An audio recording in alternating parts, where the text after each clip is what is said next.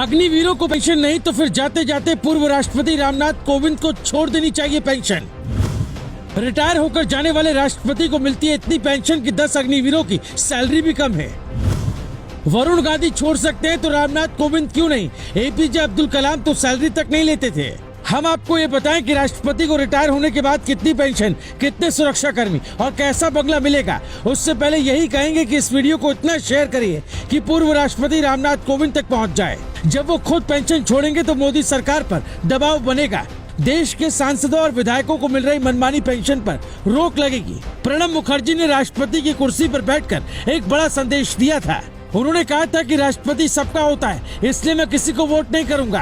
तो एक संदेश रामनाथ कोविंद को भी देना चाहिए। अगर वो पेंशन छोड़ दे तो क्या होगा, हम आपको समझाते हैं। हर जिम्मेदार व्यक्ति को जाते वक्त कुछ न कुछ त्याग कर जाना चाहिए, तभी तो वो मिसाल बनेगा। पहले सुनिए रामनाथ कोविंद को क्या क्या मिलेगा, फिर आपको दिखाते हैं कि एपीजे अब्दुल कलाम ने अपनी सैलरी क्यों छोड़ दी थी। राष्ट्रपति रामनाथ कोविंद को अब एक ऐसा बंगला मिलेगा जिसका महीने का खर्च 2 से 3 लाख होगा। 12 जनपद पर ये सरकारी बंगला पूर्व राष्ट्रपति कोविंद का होगा। इस सरकारी बंगले में कभी पूर्व केंद्रीय मंत्री रामविलास पासवान रहा करते थे। ये लुटियन दिल्ली के सबसे बड़े बंगलों में शामिल है। कई दिनों से इस बंगले को सजाया जा रहा है। प्रेसिडेंट एक्ट 1951 कहता है कि रिटायरमेंट के बाद राष्ट्रपति को हर महीने पेंशन मिलेगी। पेंशन की राशि 5 लाख रुपए प्रति माह होगी। काम की देखरेख के लिए 2 सचिव और सुरक्षा के लिए दिल्ली पुलिस के 2 जवानों को लगाया जाएगा। इसके अलावा 5 लोगों का पर्सनल स्टाफ होगा। इनके आवास के लिए 2 लैंडलाइन, 1 मोबाइल और 1 इंटरनेट कनेक्शन मिलेगा। इसके अलावा पानी और बिजली मुफ्त मिलेगा। सरकार की ओर से एक कार और एक ड्राइवर दिया जाता है। इसकी सैलरी और पेट्रोल का खर्च भी सरकारी वहन करती है। हर महीने गाड़ी के लिए 250 लीटर पेट्रोल दिया जाता है। ट्रेन और फ्लाइट में लाइफ टाइम फ्री टिकट दिया जाता है। इसके अलावा राष्ट्रपति की पत्नी को 30,000 रुपए बतौर सचिवीय सहायता के तौर पर दिया जाता है। अब सवाल उठता है कि जब राष्ट्रपति के पास सब कुछ होता है, उनकी किसी से राजनीतिक दुश्मनी तक नहीं होती, तो इतना तामझाम क्यों किया जाता है? क्या वो पेंशन छोड़कर एक बड़ा दिल नहीं दिखा सकते? हम आपको बताते हैं कुछ अच्छी बात। ये बात तब की है जब राष्ट्रपति हुआ करते थे एपीजे अब्दुल कलाम।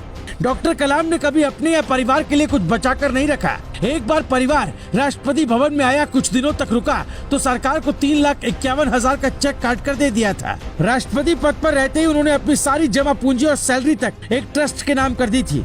फिर कोविंद क्यों नहीं कर सकते? उस वक्त कलाम साहब ने जो कहा था वो सुनिए। मैं देश का राष्ट्रपति बन गया हूँ, इसलिए जब तक जिंदा रहूंगा सरकार मेरा ध्यान आगे भी रखेगी ही। तो फिर मुझे तनख्वाह और जमा पूंजी बचाने की क्या जरूरत? डॉक्टर कलाम को अपने बड़े भाई एपीजे मुत्थु मराईकयार से बहुत प्यार था, लेकिन उन्होंने कभी उन्हें अपने साथ राष्ट्रपति भवन में रहने के लिए नहीं कहा। उनके भाई का पोता गुलाम मोइनुद्दीन उस समय दिल्ली में काम कर रहा था जब कलाम भारत के राष्ट्रपति थे, लेकिन वो तब भी मुनीरका में किराए के कमरे में रहा करते थे। जब कलाम जैसे महान इंसान ऐसा कर सकते हैं तो कोविंद को भी करना चाहिए। ऐसा होता है तो अग्निवीरों को हौसला मिलेगा।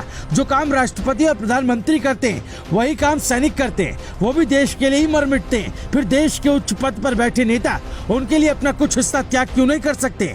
रेल मंत्रालय ने वरिष्ठ नागरिक मान्यता प्राप्त पत्रकार, युवा किसान, दूधिए, saint John ambulance brigade, Bharat Seva Dal, research scholars, पदक विजेता शिक्षक, सर्वोदय समाज, scout guide, war widow, artist और खिलाड़ियों सहित 30 से ज्यादा कैटेगरी के लोगों को टिकटों पर मिलने वाली 30% की छूट बंद कर दी है। फिर रामनाथ कोविंद को क्यों नहीं ये सारी सुविधाएं छोड़ देनी चाहिए? प्रधानमंत्री की अपील पर पिछले साल तक देश भर में 1 करोड़ से ज्यादा घरेलू रसोई गैस उपभोक्ताओं की सब्सिडी छोड़ दी थी। हालांकि गैस सिलेंडर के दाम बढ़ने के कारण 1.25 लाख लोग वापस सब्सिडी लेने लगे। इसके विपरीत ज्यादातर सांसद और विधायकों ने गैस पर अपनी सब्सिडी नहीं छोड़ी है। हमारे कहने का मतलब ये है कि देश में एक जैसी व्यवस्था होनी चाहिए। 30,000 महीने की नौकरी करने वाला सैनिक भी उतना ही जरूरी है जितना देश के राष्ट्रपति या प्रधानमंत्री होते हैं। इस जरूरी रिपोर्ट पर आप अपनी राय जरूर रखिएगा। Bureau report, global Bharat TV.